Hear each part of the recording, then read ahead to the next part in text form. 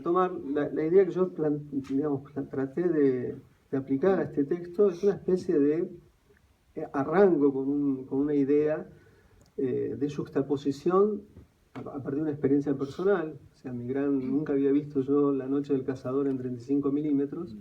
Estaba en un festival en Viena. Voy a ver la película. Cuando estoy por entrar, la están vendiendo en DVD. La veo, copia nueva, una cosa insólito. Veo algo que en algún sentido nunca había visto, algunas cuestiones vinculadas incluso a la luz de la película. Y salgo, era la última película que había visto. Llego al hotel en esa noche, un grado de satisfacción absoluta. No había internet, en realidad había internet, pero era muy caro, entonces no lo usaba, había que pagar en ese hotel. Y prendo la televisión un rato, cambio 2 canales y están dando La Noche del Cazador. Una cosa, está en todos lados. O yo era un psicótico que creía que me estaba persiguiendo literalmente Robert Mitchum, o algo, digamos, en realidad. Y esa era un poco la experiencia que me marcaba, la experiencia de cómo nos relacionamos con las imágenes. Y que no eran lo mismo, eran 3 experiencias distintas. Entonces esto es el inicio del artículo. Y a partir de eso lo que yo trato de pensar es un poco los condicionamientos de la experiencia y en última instancia, qué hacer con todo esto que ellos restauran, recobran.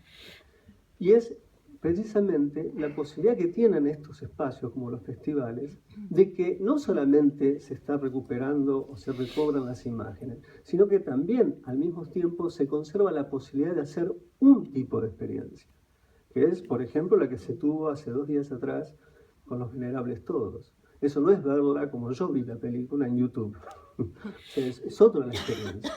Y este tipo de experiencia me parece fundamental porque tengo la impresión de que, en principio, no hay un reconocimiento de una distinción entre la ontología de una imagen respecto de la otra, es decir, la existencia en la misma materia, y que los festivales terminan siendo un lugar posible donde esta experiencia puede garantizar que exista y que sea posible para muchos y no para pocos. Entonces, este es un poco uno de los tópicos del texto.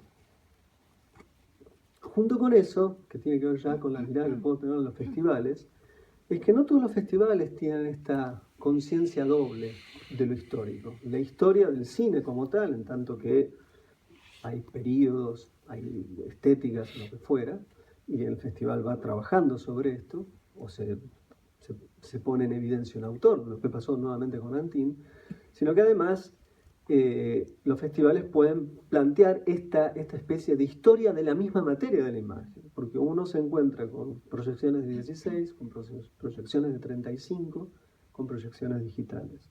Y esto me parece a mí que es una función importantísima, que además juega con las posibilidades que tiene uno de comparación y en este sentido de contraste con el cine del presente.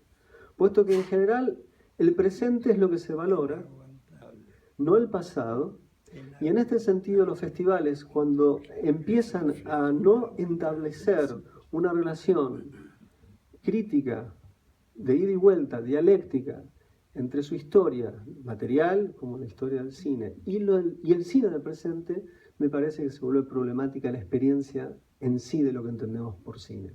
No estoy diciendo que el pasado es más importante que el presente, ni viceversa. Estoy diciendo que tiene que haber una tensión, y que esa tensión, cuando uno revisa, y esto es un poco lo que trato de hacer en el capítulo, reviso la programación, agarré un año nada más, que es el último año que yo había venido, el año pasado yo no había podido venir, que era el 2013, y era verdaderamente impresionante la inteligencia secreta que tenía la programación, a veces conscientemente por parte de quienes llevan adelante el festival, quizás en algún sentido también la suerte de que pasaron determinadas cuestiones, que había ciertas películas y no había otras, o lo que fuera, pero era impresionante ver qué pasaba, yo me imaginaba, si un espectador hubiera podido ver todas las películas durante un tiempo.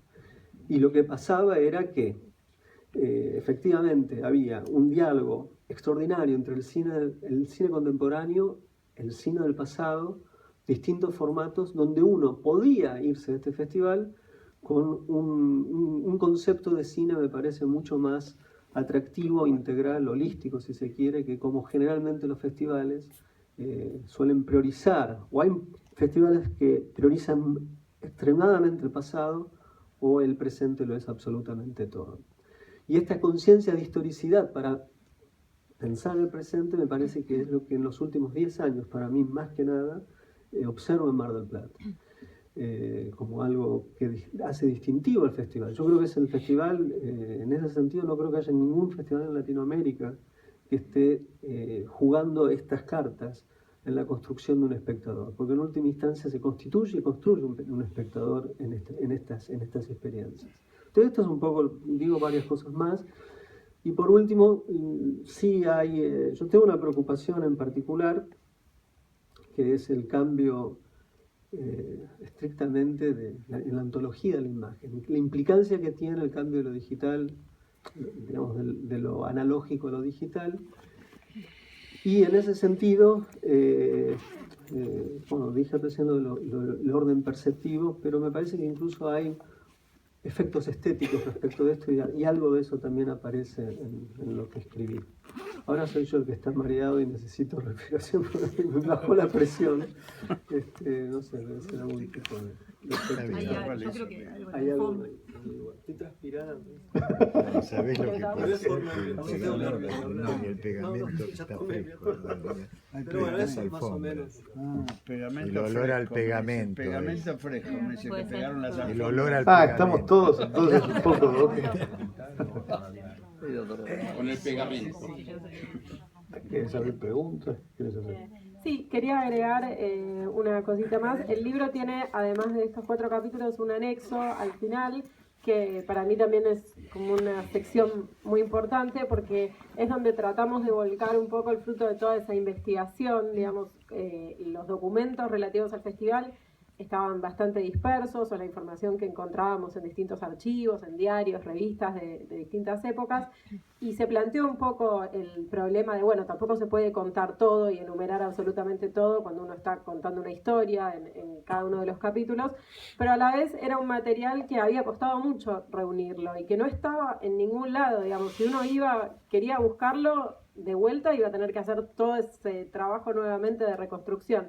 Entonces, bueno, una decisión de transcribir eso y de contar, digamos, año a año en cada edición del festival todo lo que para nosotros entraba dentro del concepto de rescate, los homenajes, las retrospectivas, las restauraciones, las publicaciones, los libros, los folletos, todo relativo a la recuperación del pasado del cine argentino, y eso es como el 5.º capítulo, que es más bien informativo, que seguramente está incompleto, seguramente faltan un montón de cosas, porque es así, es un poco, reponer el pasado es un poco interminable y difícil de hacerlo al 100%, pero la intención fue volcar eso y que también sirva para futuras investigaciones o trabajos, que haya algún lugar también donde ir a buscar junto con la página web del festival, que gran parte de eso también está subido ahí.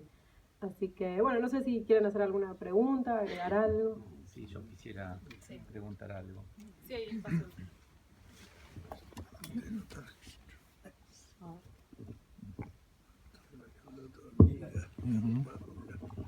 Gracias.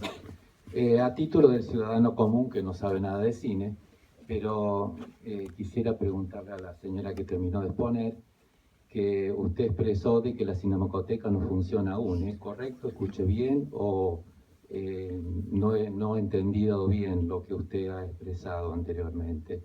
Y si es así afirmativo, que he oído bien, me gustaría que me dijera cuáles son las causas, digamos así, que no han permitido que eso funcione.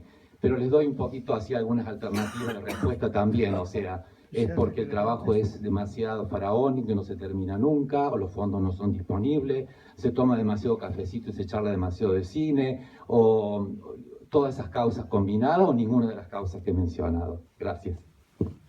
Bueno, la respuesta da para mucho, casi para otro libro diría, pero en primer lugar, lo que es la CINAIN, que es la Cinemateca y Archivo de la Imagen Nacional, eso se creó por ley en el 99, esa ley se reglamentó en 2010, o sea que, digamos, en los papeles existe, pero no existe como institución que esté funcionando, o sea, todavía no hay autoridades designadas y las cosas que se hacen hoy desde el INCA se hacen desde distintas áreas del instituto, el Festival de Mar del Plata, Inca TV, desde otros espacios del Inca, pero como Cinemateca Nacional, con un presupuesto propio y la decisión, digamos, de trabajar en la preservación del cine argentino, todavía se puede decir que no existe más que en la teoría. En realidad, incluso estamos peor que eso, porque están por presentar de nuevo la ley de creación de una cinemateca. Una ley nueva, modificada, no sé si la presentaron, si no... No tengo idea. Bueno, después les cuento. A nosotros no nos preguntaron nada. Bueno. Ahora, ¿se puede presentar una ley donde ya hay una que ley sí. reglamentada? Parece que sí, porque No sabemos. lo están por hacer. Yo puedo contestar por ahí más directamente. Fueron cuestiones políticas las que me pidieron que esto funcione. Incluso cuando la voluntad política estaba y está. Pero hubo otras cuestiones que lo impidieron. Yo podía completarlo. Nosotros estuvimos, Roberto, Paula, yo estuvimos en el momento en el que Cristina Fernández firmó, la presidenta firmó el proyecto de reglamentación que redactamos desde APROCINEIN, ¿no? Es decir, fue un proyecto que redactamos nosotros, el proyecto de reglamentación, con la colaboración de un abogado bárbaro que nos puso el Instituto de Cine, que era Pestana. Y fuimos y nos sorprendió muy gratamente encontrar que Cristina entendía con absoluta claridad en qué consistía la entidad que estábamos pidiendo, ¿no? En qué consistía el decreto que ella estaba firmando. Antes de firmarlo dijo, yo entiendo que esto es, y lo describió como nosotros lo hubiésemos descrito, haciendo una analogía con los archivos judiciales que ella conoce. Bueno, nosotros dijimos, nos miramos todos entre nosotros y dijimos, sí, es eso mismo, y agarró y lo firmó. Y uno hubiese querido que debajo de los estratos que vean luego y que son los responsables de llevar a la práctica esa voluntad política, hubiese habido la misma claridad. Gracias. Yo verdaderamente he tocado el tema no por cuestiones políticas, simplemente porque... No, es que para nosotros es una cuestión política. Vivo fuera del país y estoy ajeno a la política de 30 años, entonces... para nosotros es una cuestión política. Con La otra preservación óptica. audiovisual es una cuestión política acá y en todos los solo países, y es política no partidaria. La no tiene que ver expresión con quién de está en el que gobierno, nos dijo ¿no? la señora de que algo que no funciona ya a mí me toca cierta sensibilidad, digo, quise saber por qué.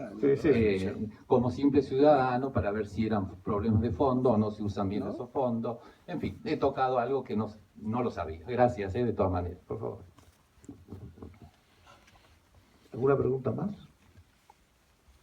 Fernando, eso que vos anunciaste recién. Está la señorita y después José. La mía es si puedo retirarme, que comience una función dentro de poco. Pero José, usted puede hacer lo que quiera acá, usted es el presidente del festival. Yo soy un anarquista y voy cuando me lo permiten. Y tal vez les tiraría como vamos yendo antes que me agarren. Y tal vez sería bueno que se recordara cuando en un acto realizado en el Teatro Cervantes, Daniel Tinel pidió una ayuda monetaria al doctor Cavallo, que se encontraba presente, y al día siguiente el doctor Cavallo entregó a la Cinemateca Argentina la suma de $1 millón de pesos que correspondía a peso dólar. ¿Alguno se acuerda de eso? Muy bien. Tristemente. Me voy antes que me sirven. Hasta luego.